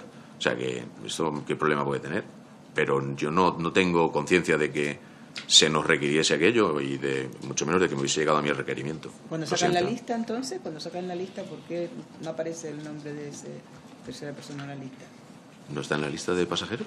¿En la lista de ocupantes del avión? Tiene que estar. No se dio. De hecho, la pidió el órgano pericial colegiado porque no estaba dentro de la lista de 172. Perdón. Que no aparecía el nombre de este tercero en cabina. Y por eso preguntó el órgano pericial colegiado, porque era fundamental para la investigación. Pues no le puedo decir. ¿El órgano pericial colegiado, esto cuándo se...? El órgano pericial colegiado es el órgano que, sí, que el juez hizo, constituyó a orden del juez. ¿Cuándo se hizo esto? En el 2010 creo que se formó el órgano pericial colegiado. Ya, yo estaba ausente entonces de la compañía, no es que quiera evadir la pregunta, ¿no? Pero no entiendo por qué se tendría que ocultar aquello, ¿no? O no proporcionarlo, ¿no? Pues nada, yo ya termino, señora presidenta. Muchas gracias. Gracias, señora Valido. Por el Partido Socialista, el señor Frankis tiene su tiempo. Muchas gracias, presidenta. Bienvenido, señor Mendoza, por su comparecencia a esta comisión, ¿no? Yo la verdad es que usted en un momento que fue director de producción, que fue gerente, subdirector de la aerolínea, responsable del sistema de calidad de la compañía, ¿no? Bueno, yo voy a hacer algunas preguntas y alguna valoración. No, lo del sistema de calidad no lo he dicho yo. Bueno, aparece en su declaración. Sí. En el auto aparece que usted era el responsable del sistema de calidad hispana. Pero no lo he dicho yo. Bueno, es que ha dicho que usted ha dicho... O sea, lo otro, bueno. ¿De acuerdo? Sí. Usted ha dicho que es director de producción, de una parte, gerente de la aerolínea, en materia de seguridad, creo que intentó decir, y subdirector de la aerolínea. Sí. En cualquier caso, permítame que haga una... Usted se ha referido varias veces a la situación financiera de la compañía. Dice que, producto de eso, de que se les había producido a la opinión pública cierta información, se tomaron medidas especialmente vinculadas a la seguridad. Usted, creo que, si no lo entendí mal, hizo una referencia especial a su área para que eso no perjudicara los trabajos o la responsabilidad sobre la seguridad de la compañía, ¿no? El 20 de mayo se anunció SAS, que es la compañía, una multinacional aerolínea escandinava que formaba parte del accionariado de Hispaner, anunció que se iba a reducir a la mitad si no salía adelante la venta con Iberia, ¿no? Además anunció que el plan alternativo de reducción del tamaño de Hispaner contemplaría la eliminación de la envejecida flota de los 36 aviones de MD. El 27 de julio del 2008, 2 meses después, anunció Hispaner que iba a despedir a 1.100 trabajadores y cancelará la mitad o 9 rutas por la crisis del sector. Y además decía que su respuesta era precisamente a la subida del precio del petróleo, ¿no? El 20 de agosto del 2008, justo a la fecha de la siguiente, efectivamente hubo un comunicado de prensa de CEPLA, del representante de CEPLA en Hispaner, denunciando el caos organizativo y amenazaba con una huelga. La aerolínea está inmersa en un duro proceso de recortes de costes y de reducción de plantilla. Los pilotos denuncian que la compañía carece actualmente de un plan que garantice el futuro. O sea, con todos estos antecedentes, ocurre el día 20 de agosto del 2008 la tragedia que ocurrió, ¿no? Y por tanto, con todos estos antecedentes, mi primera pregunta: ¿se sentía especialmente investigada o seguida por parte de la Aviación Civil Hispaner a la hora de que esta serie de noticias estaban poniendo en riesgo la seguridad de la compañía? Especialmente investigador, ¿no? ¿Quién? De hecho, ¿Cuál fue la causa de solicitar la prórroga de la inspección técnica? del certificado de no legalidad. Una cosa que se haga, sea normal pedirlo, pero ¿cuál fue la causa en ese momento de pedir precisamente? Pues no lo sé. Pero había, en ocasiones, llegaban a ser incluso temas de agenda. O sea, disponibilidad de inspectores, están ocupados, lo vamos a hacer en tal fecha. O las inspecciones, normalmente, cuando se renovaban los certificados entonces, había 3 actividades. Una era una actividad documental, luego era una actividad de inspección física del avión, o sea, veían los documentos, el histórico, los resultados de mantenimiento, las revisiones que se habían hecho, los componentes, etcétera, la inspección física, y luego se hacía un vuelo con el avión. O sea, el inspector se sentaba en el transportín, en el asiento del centro y hacía un vuelo. Pero lo que preguntaba era con el avión. Si era habitual que la compañía planteara prórrogas a la hora de inspeccionar sus aviones. En ocasiones, a lo que voy, se coordinaba para que fuese un vuelo que saliese de Palma y que fuese bien al inspector. No sé si fue el caso en esta ocasión, pero, insisto, la extensión de un mes en el certificado de navegabilidad. ¿Quién era el propietario de este avión? ¿Quién compró ese avión? ¿Quién era el propietario? Pues no me acuerdo. Este avión fue de... Fue comprado a una compañía... Fue de Chicas, Una compañía coreana, si no recuerdo mal. Bueno, el operador era coreano, pero el dueño era General Electric Capital, que es una compañía de leasing. Porque este avión no era propiedad de irlandesa, Hispaner. No era propiedad de Hispaner. No. Y este avión lo alquiló a Hispaner Chicas, lo que no sé si después cambió de manos. No recuerdo. Pero un avión que era propiedad de la compañía, sino de Hispaner, de un grupo de esa compañía. De Chicas, le digo. De Chicas. GECAS. ¿Pero que formaba parte del accionariado de Hispaner? No. Es una compañía de leasing. Una empresa que se dedica a alquilar aviones a terceros. O sea, ¿y cuántas propiedades tenía? ¿Cuántas de la flota que tenía de Hispaner, cuántas eran de su propiedad? ¿Cuántos aviones? De los MD ninguno. De ninguno. Y de los Airbuses se compraron una parte de ellos, se hizo una compra financiera, un leasing financiero, pero luego se hicieron operaciones de sale and leaseback, o sea que no le puedo decir cuántas quedaban en propiedad de la compañía. O sea que más adelante, en enero del 2009, Hispaner anuncia la renovación total de su flota, ¿no? Y anuncia además que fundamentalmente la van a hacer de este modelo, del MD-80, y no dice que sea por motivo de seguridad, sino por antigüedad de la flota, ¿no? Con lo cual, en la compañía existía la conciencia de que era una flota antigua y que, por tanto, siendo esa la situación, nunca hubo un plan especial de mantenimiento a este tipo de aviones. Consciente de que la empresa en más de una ocasión estaba anunciando su venta, en más de una ocasión estaba anunciando que era una flota antigua. Bueno, pero la razón de la sustitución no era por el mantenimiento. Primero era una flota muy cara de operar por el consumo de combustible.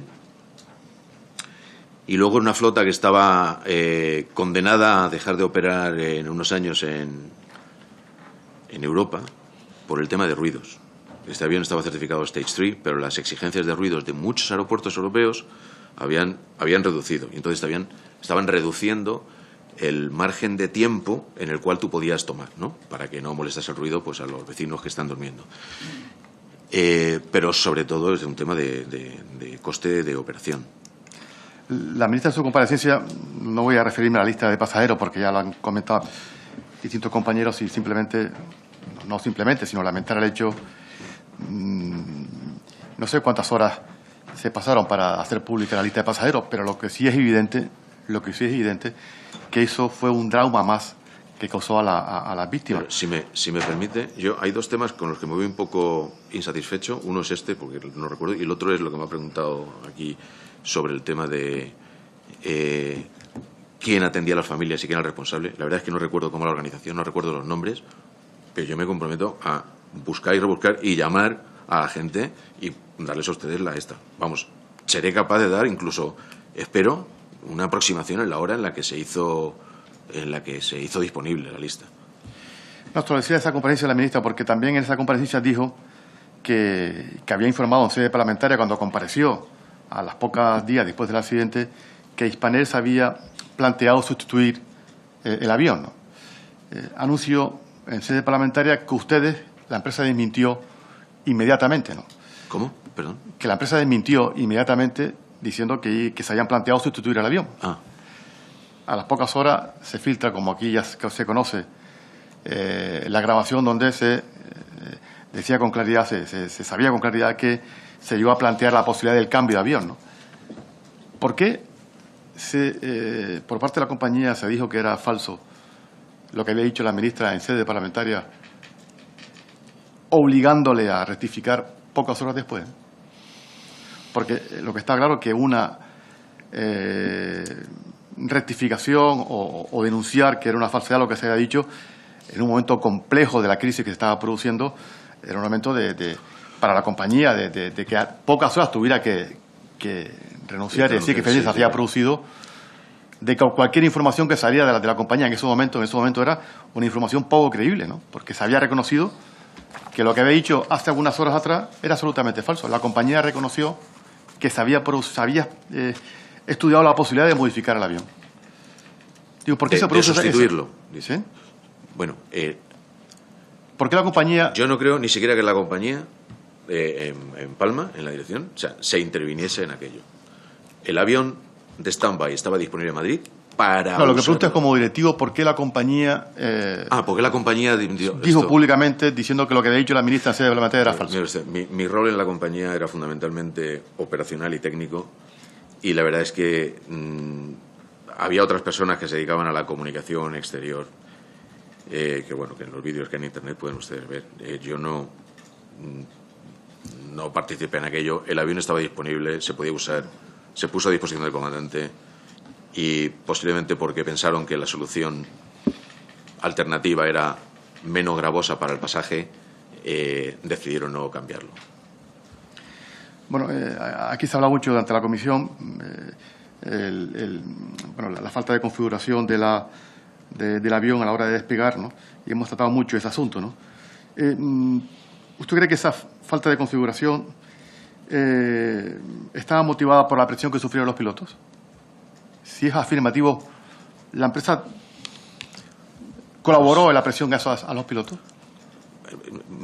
La segunda parte definitivamente no. O sea, ¿Usted cree que la situación que vivía la empresa de crisis financiera, de anuncios de recortes, de plantilla, de puede condicionar, puede contribuir? Claro, indudablemente puede. Y la primera pregunta que hizo era si... Me dio a la hora de si los pilotos vieron presionados a la hora de configurar mal el avión. Si todo eso, que la situación que vivía la empresa contribuyó a esa presión añadida que estaban viviendo los pilotos. Presionados, pues la verdad es que no lo puedo saber, pero imagino en el ejercicio de su responsabilidad, pues que querría tener el menor retraso, querría hacer su trabajo bien. Además, pues a lo mejor tenían compromisos, no sé, y además a lo mejor no enjuiciaron todo aquello de una forma completa porque a lo mejor estaban preocupados por el proceso de la compañía. Pero esto, por mi parte, es una mera especulación, porque podría ser que no. Yo creo que todos estábamos un poco afectados, porque efectivamente los números que ha dicho usted antes, lo que estábamos hablando era de reducir. O sea, el análisis financiero decía que teníamos que reducir el 30%. Empezamos por el 40%, luego el 30%, luego decidimos dar una etapa, en fin, el 30% de la compañía. Esto quiere decir que si la compañía tenía 4.000 y pico empleados contando Newco, que no eran directos, pero iban a sufrir lo mismo, pues eran 1.000 y pico personas en la calle. Y esto, la verdad es que, pues la compañía se sufre, claro que sí. ¿Cuál era el coste de los pilotos de la compañía Hispaner? ¿Recuerda usted cuál era el coste que suponía en el total del presupuesto de la compañía? Si lo recuerda, el porcentaje. Pues necesitaría un ratito para hacer los números, pero era elevado, era una parte importante. Usted habló antes de la monorotización de los procedimientos de averías en la compañía. Usted podía, porque en esos días salió, bueno, varios meses, en 2009 salió publicado en diferentes medios de comunicación que el ordenador central que tenía la compañía tenía un virus y que por eso muchas de las averías que se produjeron el día 19 no se pudieron incorporar al ordenador central. ¿Eso es cierto? ¿Tenía un virus el ordenador central donde se recogía y se registraban todas las averías de los aviones? ¿Virus? ¿Usted niega que es falso? Yo no niego nada. Yo digo que yo no tengo conocimiento de que hubiese ningún virus en el ordenador central. ¿Usted se refiere a donde se cargaban la información de los cupones? Bueno, esto se cargaba en Palma. Que yo sepa, pues tendría que estar allí. ¿Y cuál era ese mecanismo? Cuando se comunicaba una avería en un avión, bueno, una sí, eso he visto en anteriores comparecencias que no ha quedado muy... como está en Internet, ¿no? Que no ha quedado muy claro.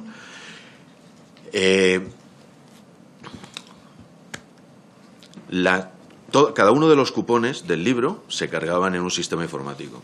Y ese sistema informático era como una segunda barrera.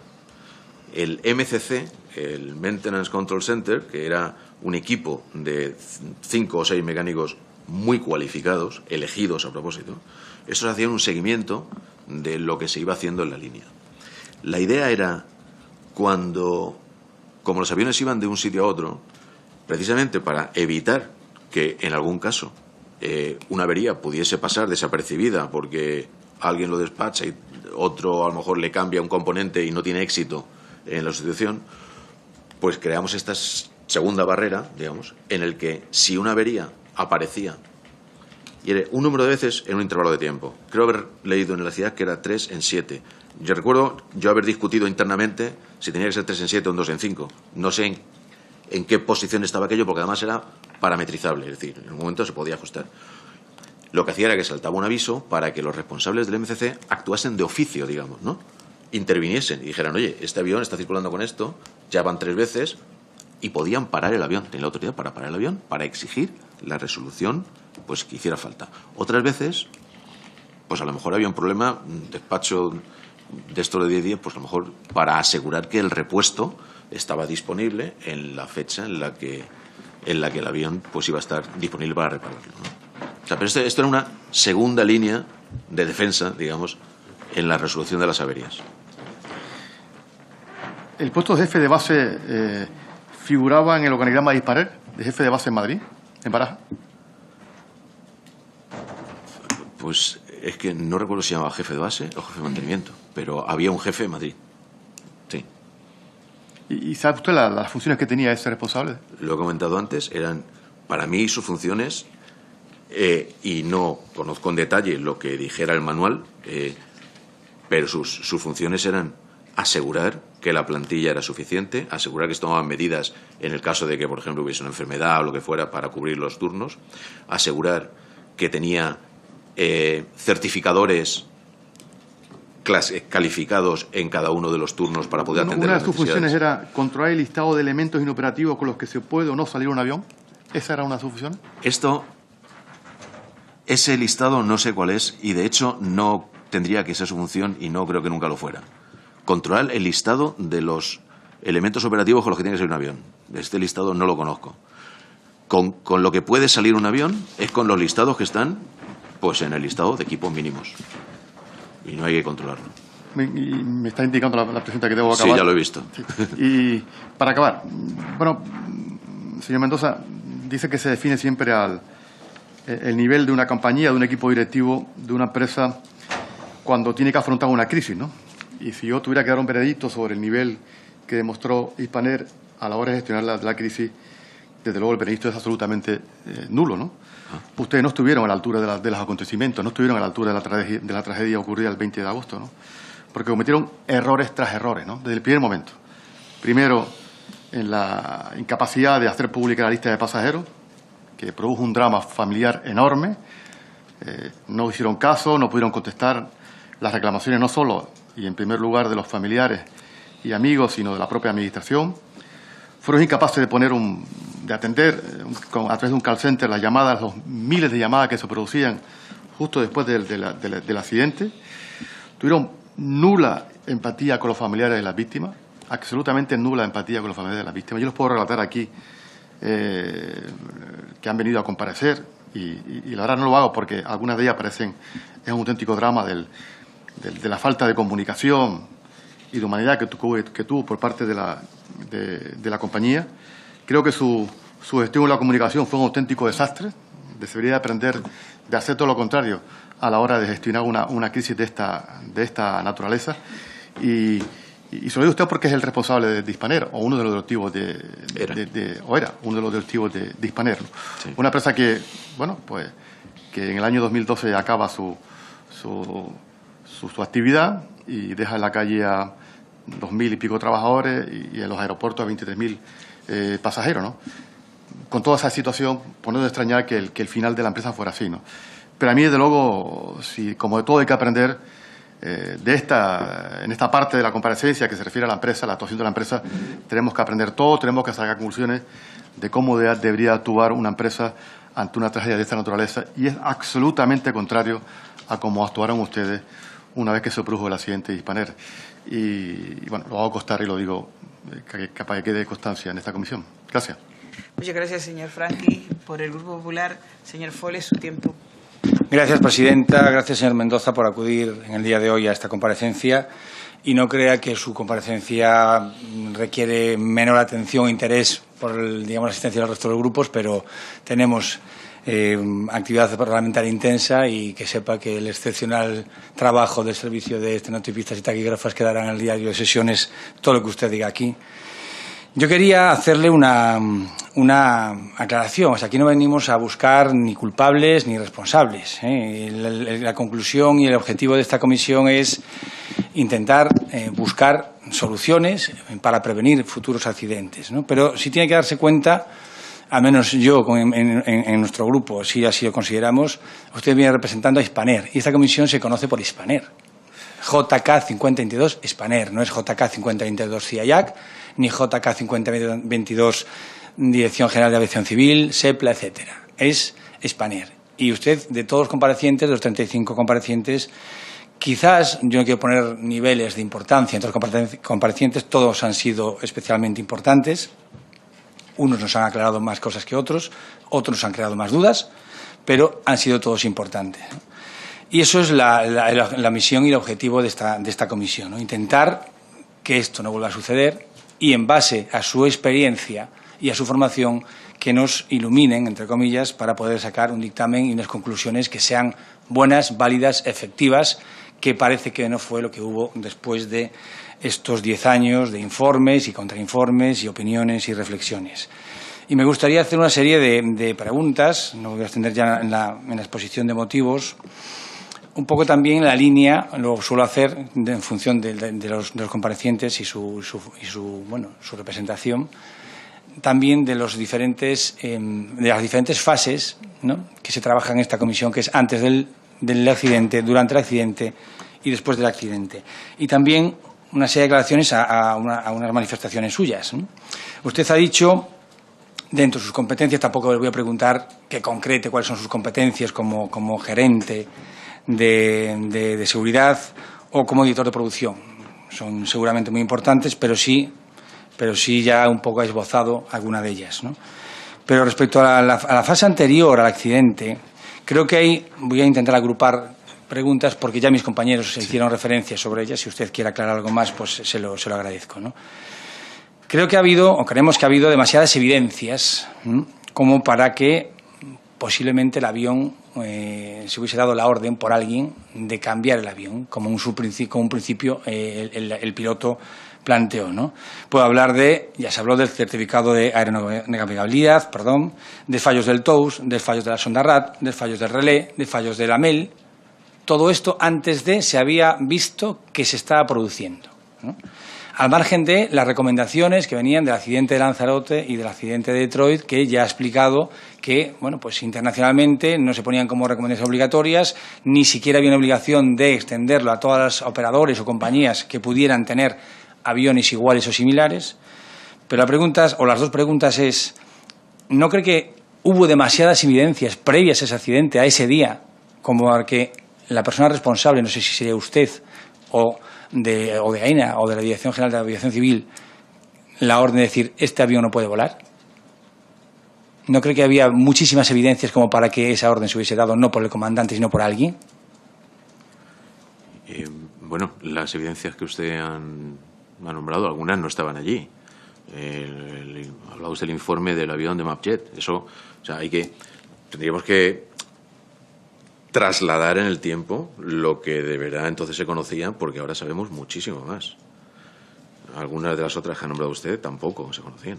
Las evidencias eran que había un avión que tenía un calentador de una sonda que calentaba cuando no debía, que funcionaba indebidamente, ¿no? Del resto, y además en una situación en la que el mecánico, claro, ahora sabemos, ¿no? Aquella sonda estaba alimentada por un sistema que es un relé que además alimentaba el TOWS y que ahora sabemos que después falló, pero todo esto no era, el mecánico no se podía representar, y esto, permíteme, es una casi opinión, no se podía representar la trascendencia de un calentador frente al TOWS, y menos cuando, y antes lo he mencionado, se va al MEL, ve que el calentador no es necesario para volar si no hay condiciones de engelamiento y dice, bueno, pues no volamos con él. Yo, cada vez que pienso en ello, pienso que en el diseño del avión, y no es que esté diciendo ahora que la responsabilidad de Douglas o quien sea, me parece raro que en un mismo relé se mezclen dos cosas que tienen una importancia tan diferente, ¿no? El TOWS y el calefactor de un sistema, que un calefactor que solamente hace falta si hay condiciones de formación de hielo en el aire, ¿no? Entonces, esto era lo que él tenía delante. El resto de los detalles, él entonces no tiene ninguna evidencia del TOWS, no tiene ninguna evidencia de Detroit. Eso no era patente allí. Él maneja su MEL y dice, esto no hace falta para volar, te despacho el avión así. Lo del avión, la orden o no orden de utilizar el avión de repuesto, o sea, los aviones estaban para utilizarlos. Una de mis funciones, como he comentado antes, era asegurar la disponibilidad financiera. Y esto sé que no forma parte, pero yo lo recuerdo con mucho esfuerzo. Una de mis esfuerzos y mis dificultades era conseguir que en los presupuestos de cada año se metiese un número, se calculase un número suficiente de aviones de stand-by. Que se cuenta que es un avión, y en esa época, no sé los que teníamos, debían ser 3. En esa época, o sea, perdón, que es tener un recurso, que es el avión, que tenía un coste mensual exagerado, no recuerdo, pero vamos, o sea, era solamente disponible por si lo necesitamos, ¿no? Digamos que la pugna con mis responsables financieros y el director general, pues siempre era, ¿no? ¿Pero hasta cuándo vas a necesitar? O sea, que el avión estaba allí para usarlo y era producto de que se sabía, bueno, pues que podría haber la necesidad. Nadie tenía que dar la orden de vamos a hacer el stand-by. La decisión normalmente se tomaba entre el mecánico y el piloto.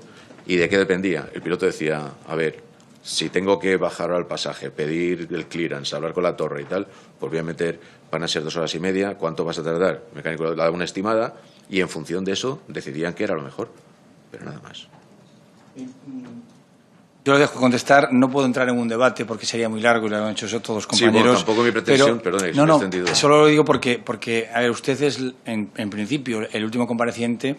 Antes ha habido 34 que han hecho manifestaciones que nos han, bueno, suscitado dudas o sorpresas y que derivan en estas preguntas, que vamos modificando también a base que vamos escuchando comparecientes, ¿no? Y cuando le digo eso es porque efectivamente sí había de otros aviones iguales que daban y detectaban fallos en el TOWS. El señorita, presidente de CIAC, dijo literalmente, voy enlazando unas preguntas con otras, que se le habían hecho multitud de perrerías al relé. Se supone que cuando se hace perrerías algo es porque estás intentando detectar algo, no se las haces por diversión, entiendo yo. Y la sonda RAT también, los técnicos decidieron pues tomar esa decisión, lo cual un poco va a ir a la siguiente pregunta. Pero antes le voy a hacer otra. ¿Cree que alguna de las recomendaciones, usted dijo que efectivamente las de Detroit, usted no era conocedor en su momento de esas recomendaciones, y no cree que precisamente de la importancia del modelo, de la importancia de la cantidad de aviones que hay, no solo en Europa, sino en el mundo, que pueden tener la misma problemática, ese tipo de recomendaciones deberían ser de obligado cumplimiento. 100% de acuerdo. Bien. Lo creo. Bien, nos alegra porque aquí ha habido pues personas que han dicho que sí, o a lo mejor depende. Lo creo. Cuáles eran las recomendaciones, en qué nivel pudieran afectar, de diseño. Lo que ocurre es que la CIAC no puede obligar eso. Y es lo que en algunas discusiones aquí he observado, se ha inferido, ¿no? La CIAC no puede. La CIAC tiene que mantenerse, mejor o peor, tiene que mantenerse al margen, porque ellos tienen que recomendar. Pero, sin embargo, sí que creo que tiene que haber una conexión después, y esto donde casi es un tema legislativo, ¿no? Donde un comité de expertos dijera, pues de estas recomendaciones, estas 3 tienen que ser mandatorias, punto. Lo que no puede ser, y además yo no salgo de mi asombro, es que el NTSB, cuando el Northwest diga esto es un peligro. Además, actualmente, cuando hablas de seguridad operacional, o sea, esto es precisamente lo que quieres detectar, ¿no? ¿Dónde están las amenazas? Dicen, esto es una amenaza y la solución es esta. Y había varias soluciones posibles. Una de ellas no era muy costosa, era ponerle una lucecita. O sea, que el piloto, cuando va a salir, sabe que si oye el TOWS cantar, van a parar, y esto estoy convencido. Si hubiese sonado, hubiesen parado, seguro. Pero además, que tiene una lucecita que le diga, oye, cuidado, que el TOWS no está en servicio. Esto, el coste, yo no creo que hubiese sido mucho. Para mí esta tenía que ser de las del paquete de hágase. No sé quién lo tiene que hacer. Pero lo interpretamos como una buena recomendación para esta comisión. Sí. Efectivamente podamos... De hecho tenía apuntadas 2 y una de ellas era esta. Se la preguntaré después. Al hilo de esto, señor Mendoza, ya le ha preguntado un compañero mío. El señor Gordillo manifestó muy contundentemente respecto a las posibles presiones, ¿no?, técnicas, pero sobre todo desde el punto de vista económico. Si el avión no vuela, no produce. Fueron las palabras textuales que dijo. ¿Usted cree, o fue testigo, o fue, bueno, no digo sí, bajo su responsabilidad, algún tipo de presión que ha llegado de la empresa a las personas que tienen esa capacidad de mando, o a los pilotos o a los técnicos, para, digamos, apurar o no ser tan exigentes con el seguimiento de algunos protocolos o procedimientos para que precisamente el avión vuele y produzca y vuele? Yo le puedo decir, en mi experiencia, yo nunca he generado ni he permitido que se generase una situación en la que se pusiese una presión para producir con un avión que estuviese fuera de los márgenes. Dicho esto, el señor Gordillo, es que este es un piloto, ¿verdad? En una de las comparecencias, creo que era con el señor Torroba, se le decía, ¿cómo usted no puede saber que este piloto se fue de la compañía porque dijo que no quería volar? Pero yo no recuerdo al señor Gordillo, sin embargo sí recuerdo a un señor Gordillo de Iberia. O sea, es que en la comparación de Torroba hubo esta confusión. Lo digo por si, en fin, sirve de alguna aclaración. No hay presiones. Las presiones, a ver, las pones... realmente, cuando tú generas el plan, cuando tú generas el programa de operaciones de la compañía para la temporada, es cuando decides cuánta presión vas a poner, ¿no? Voy a hacer tantos vuelos con estos pilotos, con estos aviones.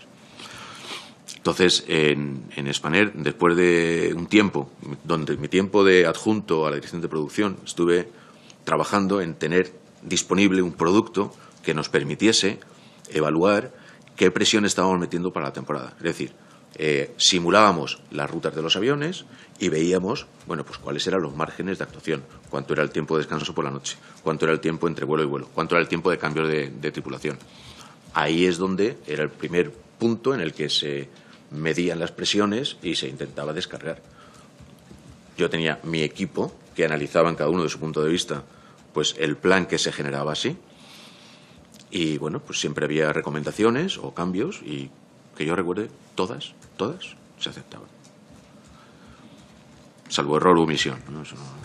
En orden de preguntas, señor Mendoza, usted ha dicho que era como el responsable de suministrar o poner todos los recursos necesarios, financieros, económicos, técnicos. El informe de la CIAC y de otros pilotos deja muy claro la culpabilidad de los pilotos, ¿no?, de no adherirse a las listas, no adherirse a las normas, no adherirse a los protocolos. y también alguna insinuación sobre los técnicos. Entonces, ligado a su obligación o a su responsabilidad o competencia de poner todos los recursos de formación, ¿cree que entonces había un fallo en el plan de formación de la empresa con los pilotos, con los técnicos, y que la empresa, digamos, tuviera que solventarlo? No digo, no quiero buscar responsables, pero al final usted, como responsable de ese área, dice que poner todos los recursos. Si le dirigen directamente la culpabilidad a los pilotos y a los técnicos, ¿el plan de formación ha fallado o no? Yo creo que no ha fallado el plan de formación. En lo que se refiere a tener los recursos allí, cuando yo fui nombrado gerente responsable, tomé algunas decisiones. Una era cambiar la organización, la cambié, si no completamente, bastante, pero una de las decisiones fue precisamente que del presupuesto anterior había dos cosas que no iba a tocar, y era formación y mantenimiento. Esos dos presupuestos, esas partidas quedaron iguales o mejoradas. Si después la aplicación había habido alguna laguna, pero yo no creo que el plan y la ejecución de la formación recurrente de la compañía, tanto los mecánicos como los pilotos, no creo que tuviese ningún tipo de laguna. Teníamos proveedores reconocidos, gastábamos, digamos, mucho dinero. Sé que no es este el objetivo, pero en seleccionar aquello que de verdad pensábamos que funcionara. Y se ejecutaba. Por supuesto. Va unida, señor Mendoza. Sí. Usted dijo que antes que no habían tenido por parte de la CIA mucha solicitud de colaboración a la hora de la investigación. Solicitó la empresa, creo que es la principal interesada, porque su nombre está asociado a un accidente importante, de poder aclarar absolutamente todo lo que pueda ser de posibles fallos o posibles recomendaciones. ¿Ha solicitado o solicitó la empresa poder colaborar de una mayor insistencia en la investigación? Y, por último, el señor Lozano también dijo que cuando se concluye tan contundentemente por la CIA que no se pueden determinar las causas del fallo del TOWS, se deben abrir unas hipótesis y unas conclusiones o unas propuestas a esas hipótesis. ¿Lo hizo la empresa ese planteamiento? Es decir, no se sabe por qué falló, es un avión nuestro, pues vamos a plantear una serie de hipótesis que se convertirán en unas recomendaciones para ver si efectivamente podemos solucionarlo. ¿Lo ha hecho la empresa? Y muchísimas gracias, nada más. Respecto a la primera pregunta, sí. Desde el principio nosotros nos pusimos a disposición de la CIAC y pedimos estar en la comisión de investigación. No pudimos estar porque, bueno, evidentemente éramos parte interesada, ¿no? Y al final lo que hicimos fue poner a esta persona a disposición, que trabajó muy bien, digamos que entre las dos organizaciones. Yo tuve bastante comunicación con la CIA, con Soto, pero además él y su equipo tuvieron entrevistas repetidas con el responsable de operaciones de vuelo, con el entrenamiento, con el de mantenimiento, y fueron revisándolo todo. Es decir, la cooperación fue, yo creo que, bueno, total y sobre todo a demanda, lo que ellos requerían, ¿no? La segunda pregunta era sobre las hipótesis. Sí, la verdad es que en el proceso del informe de la CIAC ha sido muy largo y no falto de sorpresas. Al final yo creo que es un informe bueno. Este punto, pues la verdad es que sería de interés. Cuando el informe salió a la luz yo estaba desconectado de Spanair y bueno, no he tenido ocasión de reflexionar sobre ello, pero me parece quien lo dijera, que lo ha nombrado usted, un buen aspecto. Llegar a identificar el fallo de un sistema en un avión con un siniestro tan brutal como el de este avión es muy complicado, es muy complicado. Yo recuerdo averías que al final, pues después de tiempo de investigación, pues las encontramos en dos cables que se habían friccionado con un soporte y alimentaban uno al otro. Claro, esto con el avión en servicio lo puedes hacer. Después del accidente es muy complicado. A abrir hipótesis y abrir recomendaciones sobre las hipótesis, bueno, pues puede ser un proceso, seguro. ¿Y esa segunda recomendación? Sí. Yo, como he comentado antes, ahora trabajo trabajador autónomo y en temas de calidad y de seguridad. Y el revisar ahora todo el caso de Spanair me ha traído, con lo que estoy viviendo en la actualidad, pues me ha traído a la mesa un tema pues que yo he estado discutiendo no hace mucho y me parece interesante, y es cómo se confecciona el MEL. AESA aprueba para cada compañía un MEL basado en un documento de la autoridad EASA, que a su vez está basado en la certificación de tipo del avión, ¿no? O sea, hay se llama un Master Minimum Equipment List, que es el genérico para un tipo de avión, y luego cuando tú quieres operar ese tipo de avión, como tú tienes el modelo X, pues te particularizas el MEL. En el proceso de generación de los MELes, parece que, esto es a título personal, y parece que nos contentamos con cumplir con lo que dice el máster, ¿sabes? Pero el máster es un mínimo del que no te puedes bajar, pero sin embargo la valoración y la evaluación de accidentes y lo que es más importante de los incidentes para prevenir los accidentes, yo creo que debería de entrar y hacer que en la autoridad competente, en este caso esa, pues se incluyese la experiencia tenida. La experiencia que se tenga de accidentes. A su vez, me permito, aquí, quizá debería de decírselo a ellos antes, aunque por teléfono lo he dicho, el proceso de generar el MEL es un proceso que está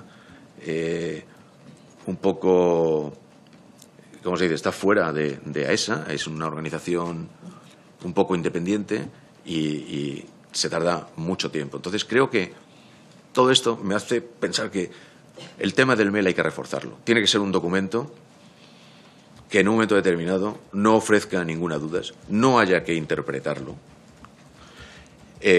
y se sepa, porque es para lo que está parido el documento, para saber si el avión es go o no go, puede volar o no puede volar. No hay que pensar más. Un placer. Bien, cerramos la sesión. Buenas tardes, señoría. Gracias, señor Mendoza. Muchas gracias. ¿Le puedo preguntar?